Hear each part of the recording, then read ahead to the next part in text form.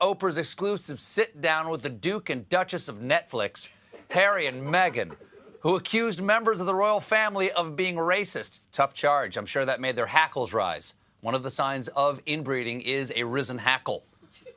Palace sources say the Windsors were blindsided because they thought at worst the interview would make them look out of touch. Because if there's one thing a palace surrounded by iron spikes looked like before, it was in touch. Now, remember not to make eye contact with the lady whose face is on the coins. For days, the royals were silent. But this afternoon, the palace issued this statement.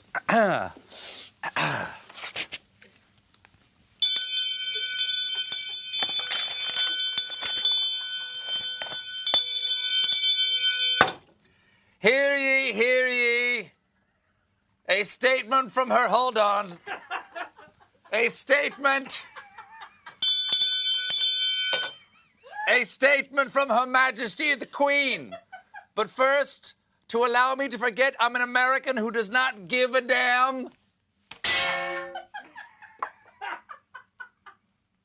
The whole family is saddened to learn the full extent of how challenging the last few years have been for Harry and Meghan. The issues raised, particularly that of race, are concerning. While some recollections may vary, oh yeah, recollections may vary. You better hope no one recollects any of this. May I recommend The Forgetting Wrench? I want to thank everyone from Looney Tunes for lending us this. The statement continues. They are taken very seriously and will be addressed by the family privately. Oh, no doubt. I hear Prince Andrew has an island he goes to address his privates. It roils on. Harry, Meghan, and Archie will always be much-loved family members, which is nice. But then, in all caps, it says, ends. That sounds ominous. But to be fair, that's how they say goodnight in the royal family. I hope you've had a lovely day, darling. Ends!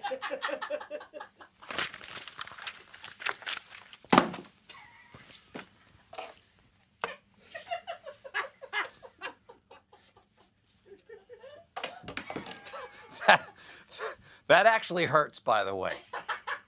After the interview hit the airwaves, fans of the royal family dumped a crumpet in their knickers. Especially TV organism Piers Morgan, seen here getting his tallywhacker whacked.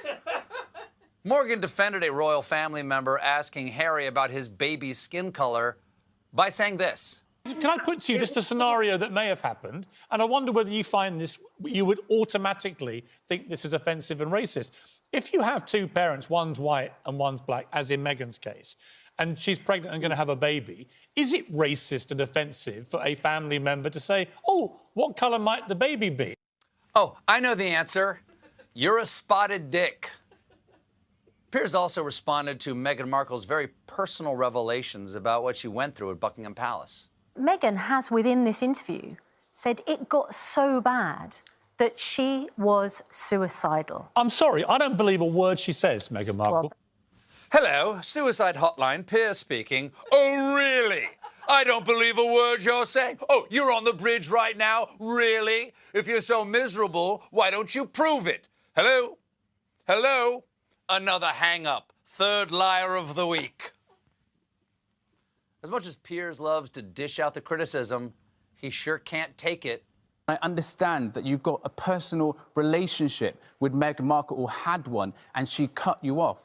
She's entitled to cut you off if she wants to.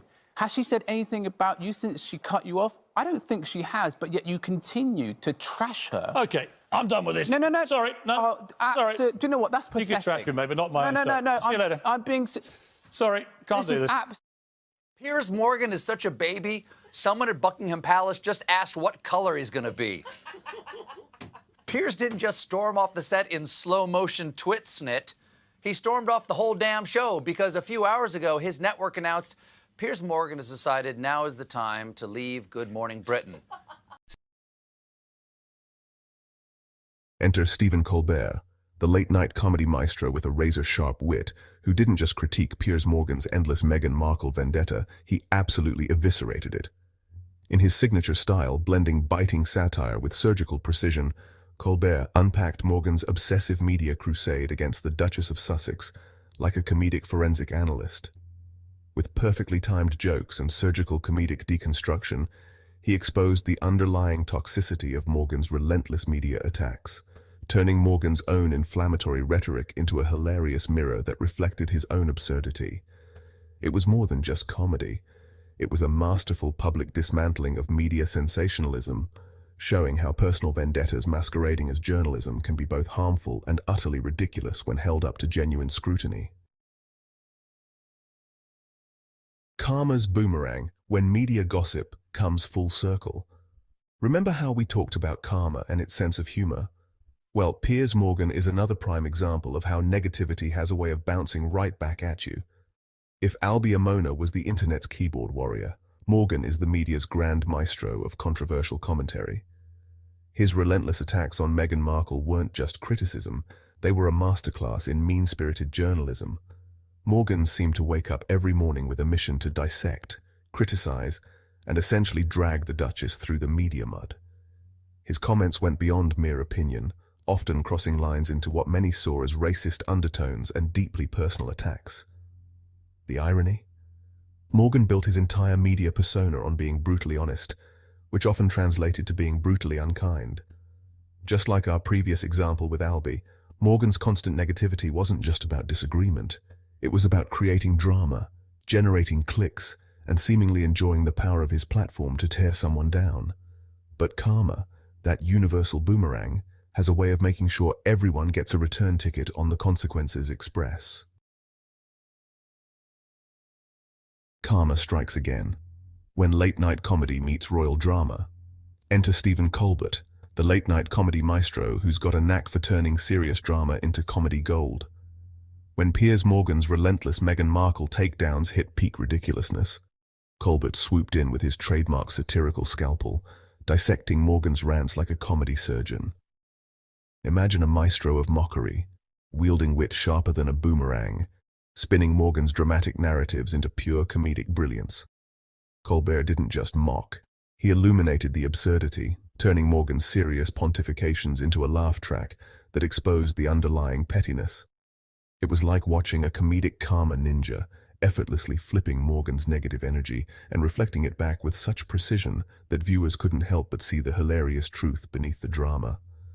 Classic Colbert, making us laugh while making us think, proving once again that sometimes the best response to negativity is a well-crafted punchline.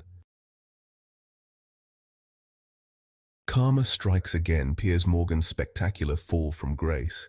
Ever thrown a boomerang in the world of television? Piers Morgan did, and boy did it come spinning right back at him. Remember how Al boomeranged his negativity? Well, Morgan's got a similar story brewing.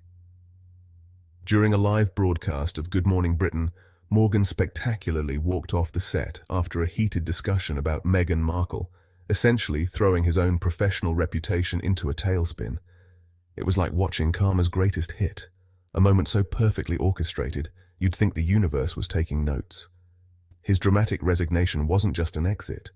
It was a full-blown public meltdown that perfectly encapsulated the very negativity he'd been spreading about the Duchess. The internet, always hungry for drama, watched in real time as Morgan's years of controversial comments about Meghan finally caught up with him, proving once again that what goes around truly does come around. His walkout wasn't just a television moment, it was a masterclass in how unchecked negativity can spectacularly backfire, leaving you exactly where you started, alone and increasingly irrelevant.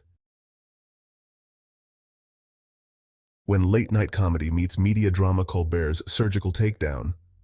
Ever seen a roast so precise it could practically perform surgical comedy? Enter Stephen Colbert, the master of comedic destruction, who took one look at Piers Morgan's relentless Meghan Markle crusade and said, "Hold my mic." It was like watching a verbal boomerang in action. Morgan, who'd spent countless hours criticizing and dissecting Meghan's every move, suddenly found himself on the receiving end of Colbert's razor-sharp wit. The comedian didn't just mock Morgan, he exposed the breathtaking hypocrisy with surgical precision, highlighting how Morgan's obsessive commentary said more about his own insecurities than anything about Meghan. It was comedy gold, but more importantly, It was a masterclass in calling out media double standards, showing how sometimes the best response to negativity isn't anger, but brilliant, biting humor that makes the entire audience simultaneously laugh and think. Karma, controversy, and the royal ripple effect. The whole Albie drama wasn't just about one internet troll taking potshots at Meghan.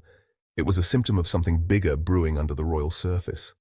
You know, those underlying tensions about race, mental health, and belonging that had been simmering long before Al decided to make Meghan his personal punching bag. The royal family's dirty laundry wasn't just getting aired, it was being broadcasted on a global stage with megawatt speakers. Remember the bombshell Oprah interview where Meghan talked about feeling isolated and experiencing racist undertones within the institution? Those weren't just casual complaints, they were seismic revelations that shook the traditional monarchy to its core. And guys like Al, they were just the noisy symptom of a much deeper systemic issue. It's like the internet became this massive amplification chamber where every hidden microaggression, every subtle dig, every unspoken prejudice suddenly got megaphoned into existence. And suddenly everyone had an opinion. The royal family's pristine image was cracking, and Meghan was right in the epicenter of this cultural earthquake. Talk about karma having a sense of humor, right? Karma, comedy, and calling out controversy. Stephen Colbert's masterful takedown. Enter Stephen Colbert, the comedic mastermind who transforms serious social commentary into an art form, wielding satire like a precision instrument against the drama surrounding Meghan Markle and her media detractors. With his trademark razor-sharp wit, Colbert didn't just comment on the controversy, he dissected it, revealing the absurdity of Piers Morgan's relentless crusade against the Duchess of Sussex, with surgical comedic precision. His monologue wasn't just a joke. It was a nuanced deconstruction that simultaneously entertained and illuminated the deeper dynamics of media harassment, using humor as a powerful lens to expose the toxic patterns of public shaming and sensationalism. Colbert's genius lies not just in making people laugh, but in making them think, turning what could have been a simple comedic bit into a profound statement about empathy, media responsibility, and the human tendency to punch down instead of lifting each other up. Karma strikes when comedy meets accountability. You've seen it happen before when a comedian lands a perfectly timed roast that not only entertains but also serves some serious justice. Stephen Colbert's takedown of Piers Morgan was exactly that kind of magical moment. The internet erupted with thunderous applause as Colbert methodically dismantled Morgan's relentless negativity towards Meghan Markle faster than you can say karma boomerang. The public response was overwhelmingly supportive, with fans and commentators praising Colbert's razor-sharp wit and calling out Morgan's toxic pattern of public harassment. It was like watching a masterclass in how to professionally call out bad behavior while keeping it hilarious and smart. Morgan's reputation took another hit as people rallied behind Colbert's brilliant takedown, proving once again that when you spread negativity, the universe has a funny way of returning the favor. Karma's digital theater, when late-night comedy becomes social commentary. Stephen Colbert's epic takedown of Piers Morgan wasn't just another late-night segment, it was a masterclass in comedic karma that rippled through the royal media landscape like a perfectly aimed boomerang. Imagine the universe chuckling as Colbert dismantled Morgan's relentless crusade against Meghan Markle with surgical precision, turning decades of tabloid negativity into a moment of public reckoning. The roast wasn't merely entertainment. It was a seismic shift that made even the most entrenched royal commentators squirm, signaling potentially profound changes in how public figures might be discussed moving forward. With razor-sharp wit and laser-focused commentary, Colbert didn't just mock Morgan, he exposed the toxic machinery of celebrity gossip, reminding everyone that words have consequences and karma has a primetime slot. It was one of those magical moments where comedy transcends mere jokes and becomes a mirror reflecting our collective behavior, making us uncomfortable, making us laugh, and most importantly, making us think. Karma, comedy, and compassion. When satire meets social commentary. In the wild world of media takedowns, Stephen Colbert emerges as a master of transforming serious social critiques into digestible comedy, proving that empathy and humor can be powerful allies in addressing complex issues. His roast of Piers Morgan wasn't just a comedic moment, but a nuanced exploration of media toxicity, using sharp wit to dismantle the harmful narrative surrounding Meghan Markle. By leveraging comedy, Colbert did more than just entertain. He created a platform that invited viewers to reflect on deeper societal patterns of media bullying, public shaming, and the very human cost of relentless criticism. It's a brilliant reminder that sometimes the most profound social commentary comes wrapped in laughter, allowing audiences to engage with challenging topics through a lens of understanding rather than defensiveness.